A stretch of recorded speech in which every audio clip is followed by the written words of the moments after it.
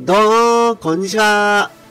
極真空手歴20年以上の青くと言います。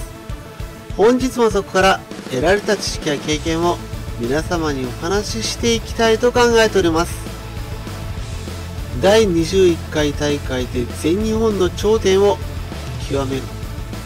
そこから不運に見舞われ、全日本、そして世界大会においてもベスト8にとどまり、本来の実力を発揮できなかった山木健二でしたが、迎えた第10回全日本ウェイト制空手選手権大会では、後に全日本大会3連覇、世界大会優勝を飾る鈴木邦弘を下しての優勝という形で復活ののろしを上げた山木健二。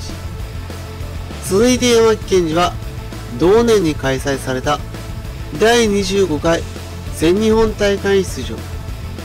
4回戦まで勝ち上がったそこに待ち受けていたのは、そのウェイト制大会決勝の再現である鈴木邦弘。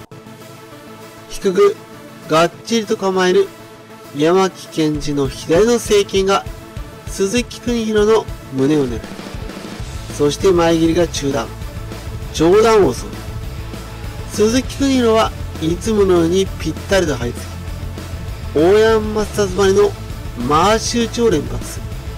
間合いの勝負。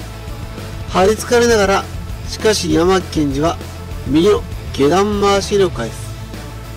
細くなったように思われる山木健二のボディに、鈴木邦弘の強烈な拳が突き刺さります。山木健二はボディに連打の連打を食らいながら左下段回し、そして起死回生の右の下段回し切りを叩き落とす。下から覗き込むような、そこから左の突き、右の下段。ついに鈴木邦弘の牙城が崩れ始める。だが山木健二もやや右の下段を嫌がっている模様。延長では山木健二が左のリードブローを使い的確に距離を取る。そして右の下段回し切りがすね毛を吹き飛ばす破壊力。鈴木邦弘のペースに突き合わせ、前蹴り、回り込みを用いる。最後は前蹴りの連打で判定勝ちを奪う。準々決勝で激突したウェイト制重量級4度の優勝の本部の怪物篠江康弘にあった。やはりベスト8の壁を突破することは叶いませんでした。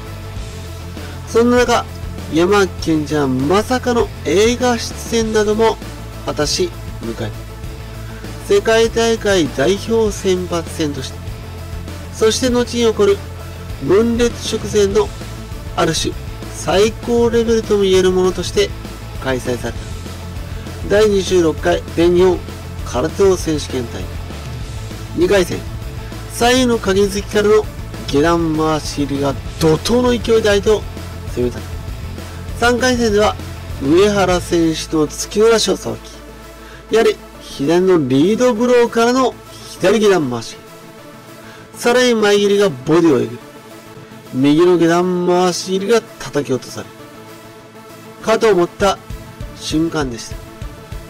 その瞬間、視線が下に行ったそこを狙い澄まされ、真下から垂直に突き上げられた膝蹴り。上原選手の顎を貫く技あり。さらに4回戦では2年にわたる全日本大会入賞、全日本ウェイト制大会重量級準優勝などを果たし、後に K1 にわたりジャパングランプリで優勝を果たすことになる富平辰巳と対戦し、まるでボクシングのストレートのように伸び伸びと肘の限界まで伸ばされた左右の突きで突き放し、そこから遠心力をたっぷり使った右の下段回し切りを叩き込む。要所要所には前蹴りを用いて、さらに左下段も追加。左右の無礼のパンチの破壊力は申し分なく、さらに鍵付きが膝をえぐる。そして迎えた準々決勝。相対するは後の全日本大会5度の優勝。世界大会最年少及び最年長記録での優勝という金字塔を打ち立てることになる空手革命児、塚本典親。この後、たもとを分かつことになる絶対王者。極真史上最強クラス同士の戦いは、まずは山木健二が先手を取る。左下段からの突き、右の段、左とつなぎます。それに塚本典親は得意とする膝蹴り、そして前蹴り、飛び膝蹴りと対抗。山木健二の胸への突きが非常に有効なので、制空権を確保します。しかしそこから放たれた下突き、膝蹴りで塚本典親の表情がよ。この直前に行われた塚本典親 vs 七戸康弘の一戦。そこで勝利はしたものの、塚本典親はその強烈な鍵突きより左の肋骨を骨折していました。そしてよりにもよって山木健二が最も得意とする必殺の技はその右の鍵突き。20歳の塚本典親は吠えて、そしてノーガードで前を詰めれば、そこに山木健二は右の胸の突きからの左下段。塚本典親は左中段回し蹴り。しかしそこに右の鍵突きが襲いかかる。うめき声が会場に響き渡る。さらにそこに鬼の膝蹴りの連打。凄絶な戦い。山木健二は右鍵突きからの左下段回し蹴りという対角線上の攻撃。さらに胸への突きと左下段と塚本典親を左右に揺さぶりますが、倒れず、流し、もたれかかり、膝蹴り、前蹴りと反撃し、かかと落としと追加。ダメージは圧倒的さなのですが、終盤それを盛り返し、なんとほぼ互角に打ち合うという驚愕の展開。後のその活躍の片鱗を見せる革命児を3対0で辛くも押し切り、迎えた準決勝。そこに立ちふさがるは増田明の後継とも言われ、破壊力抜群な連打により7度の全日本大会入賞を果たし、世界大会においても大変な活躍を果たす市村直樹。延長早々に放たれた左中段回し蹴りと下段の連打、それが刻んだ激しい音がその破壊力を如実に物語っているかのようでした。しかし山健二も左の正拳突き、左下段、前蹴りと鮮やかなコンビネーションで返します。市村直樹の強烈な左上段回し、そして全身で振り回すような正拳突き、それに山健二は左の膝蹴り、左の下段回し、前蹴りで突き放します。市村直樹の左の下段回し蹴りが効果ありのように見受けられます。山木健二も重い右の下段回し蹴りで対抗。パワー空手。その単語は頭をよぎ。そしてそのパワーが徐々に市村直樹の体を侵食していきます。市村直樹の破壊力をものともしない眼見な体格。理論に裏付けされた技術。そして全てを粉砕する旅力。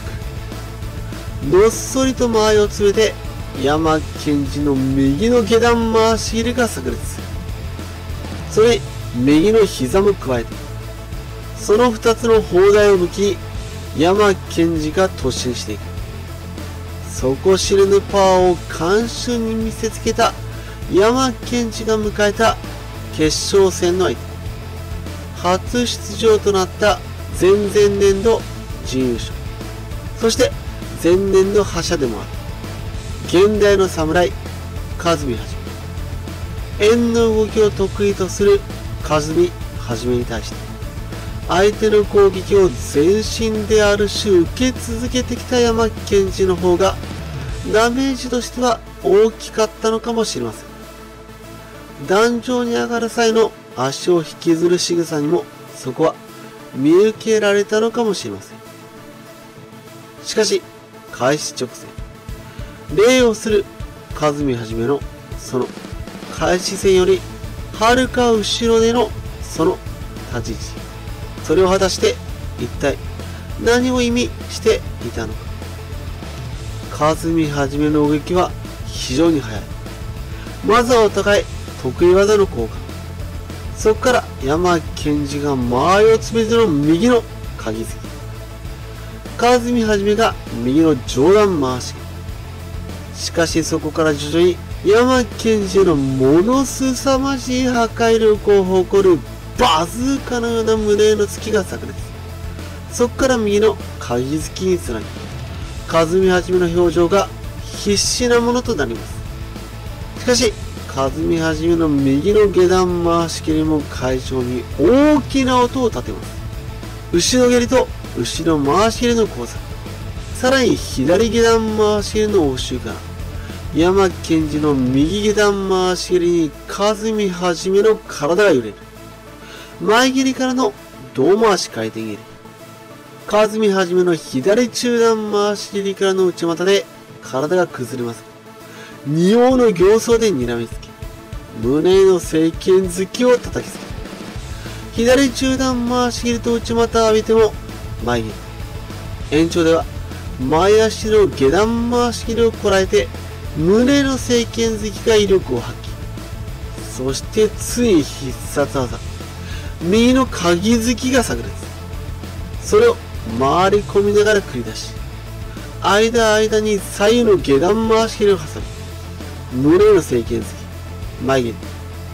元来の意味をたる城南のハリケーンのごときたどり着いたコンビネーションを見せる。